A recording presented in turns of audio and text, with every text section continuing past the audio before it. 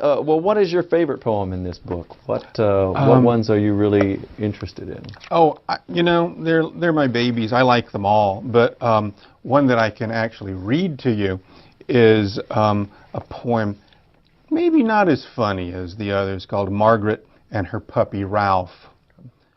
Margaret dressed her puppy Ralph in Mama's hot pink beret.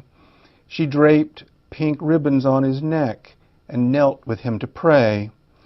He wiggled in her chubby arms and tried to lick her face when she dressed him in flannel gowns adorned with bright pink lace.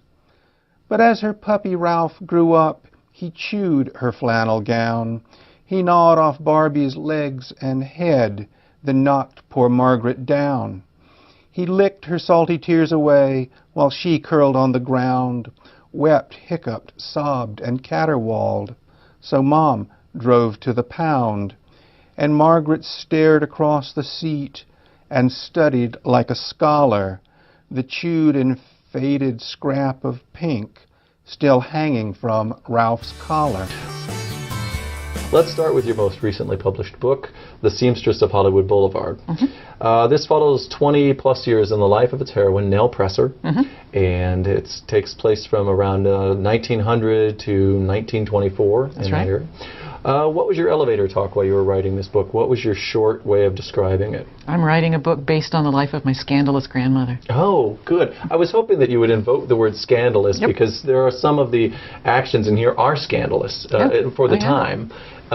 They're pretty much what everyone does now, but everyone who's having a lot of fun, who's not old and married. But so how did you explain it after that part? What was your more detailed talk? I hate to give away all of the turns in this thing, but the initial scandal was that she ran away from her family. She abandoned her children. What was a really big aha moment for you when you were writing this book, for example? There are a couple.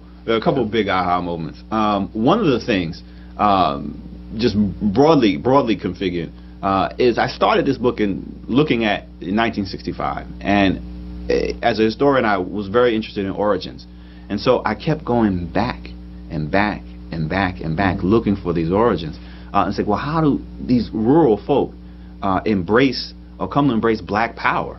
We often think of black power as being an urban phenomenon, an urban northern phenomenon, but here were these rural folk who really define black power. And then as I was looking back, I began to have a series of aha moments as I found that, you know, what they were doing in 1965, organizing for political power, organizing their own institutions and for economic autonomy and for social autonomy, that this is what they had been doing for generations. And so dating back to emancipation, finding evidence of them organizing their own independent schools, organizing a farmers co-op at the turn of the century, Du Bois, W.B. Du Bois down there writing about these things.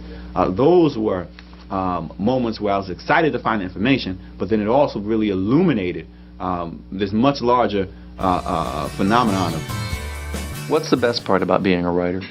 I love writing books, and I think that the best part of being a writer is seeing your book published, knowing that you've made a contribution to human knowledge and you've given a gift to future generations that will outlive you. And that's really important to me. I think it's one of the defining features of, my life. It's what drives me.